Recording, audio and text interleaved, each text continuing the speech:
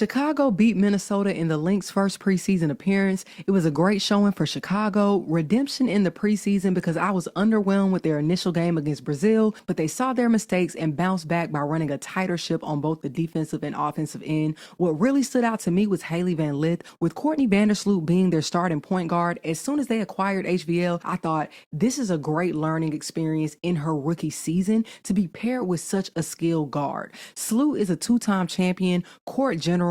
I think she's one of the best passers in the league, and with targets like Camila Cardoso and Angel Reese, I anticipate Sloot being a top 5 leader in assists this year. Speaking of Cardoso, she had a lot more energy. She was moving and rotating better. She and Angel Reese collectively had 19 points and 15 rebounds. Sloot led in points. She was efficient, going 5 for 7 with 5 assists in 20 minutes. The pick and roll was working well. She had 5 turnovers, but that comes with the territory of having a creative passer. Sometimes it gets overthrown. Sometimes the target isn't ready. They're still learning and adjusting. What was impressive to me is that HVL also had 5 assists in 17 minutes with just 2 turnovers. She went just 1 for 3 from the floor, but sometimes it's not how many you make, it's the timing. The move into the 3-point shot over Grace Berger sealed the deal for Chicago in the fourth, and they went on to win the game. She looked very composed under pressure with an offense where everyone seemed to be determined to look out for themselves and stay stagnant. In the final minutes, Chicago had a bunch of players in who are fighting for roster spots, and it showed. I was happy when HVL just took over in a sense of calming things down.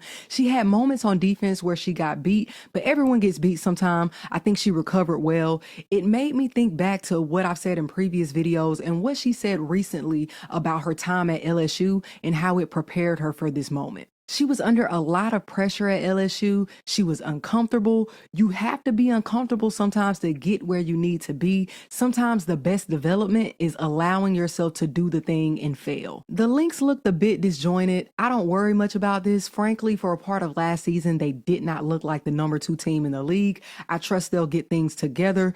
Fee had an off shooting night, and I think it's because she wore Jordans instead of her usual Kobe 9 Elite lows. Like, don't start breaking traditions, Fee. They were also without Kayla McBride, who was resting. I was hoping to see a better showing from Carly Samuelson, who they acquired from the Mystics. She went over 3, but got to the foul line 6 times. I still believe that she'll become an X factor for this team. She has an elite scoring ability from 3. She'll be able to help them space the floor.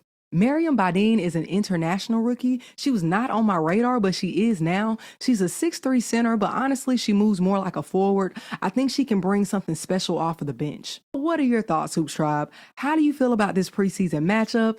Let's talk hoops.